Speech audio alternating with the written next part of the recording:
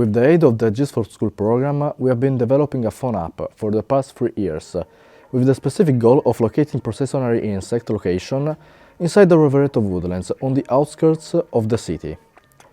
First of all, let me explain what a processionary insect is.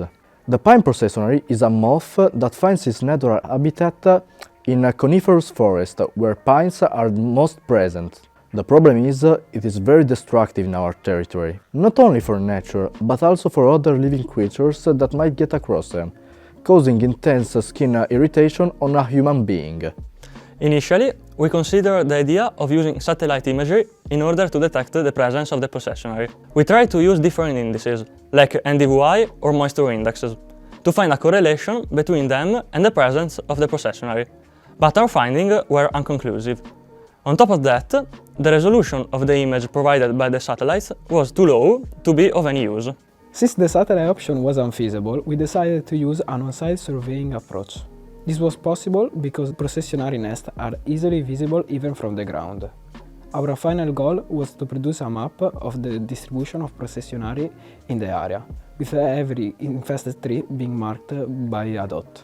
Besides, we wanted the surveyed data to be collected digitally, for easier processing. To achieve this, we used an open-source phone app called QField, which allows us to collect the data digitally to be later used in QGIS, another open-source GIS program. While QField proved to be the ideal app for this project, we still had some issues. First of all, we needed a way to easily distribute the base QField project to more than 100 students involved in the surveying. And then we also had to merge all of the students' collected data into a single big QGIS project. To solve this, we created a web application that automates these processes. Via HTTP requests, one can both download the base project and upload the referred data, which will then be automatically merged in the background with all of the other uploaded data into a main project. Moreover, the app exposes a web page that can be used to download both the main project and all of the collected data individually.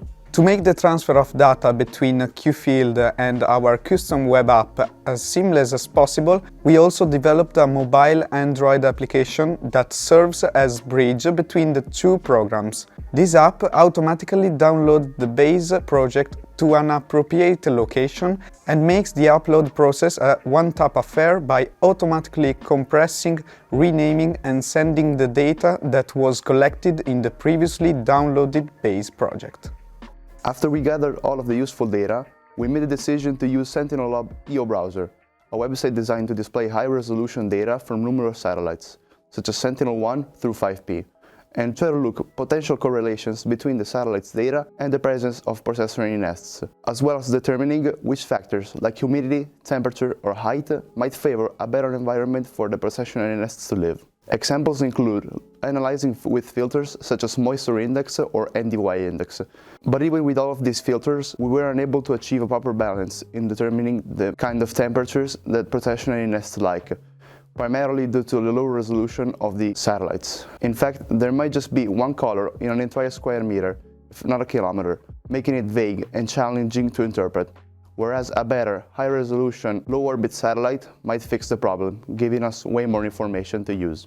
We are currently working on the redevelopment of both the mobile and the web app to make them usable with more than just Rovereto's woodland, after schools expressed interest in using this system. The new app will offer greater flexibility by allowing multiple projects to be hosted on a single web app, enhance the user management that doesn't necessarily rely on school emails for authentication, and an improved user experience for both the mobile app and the project web page.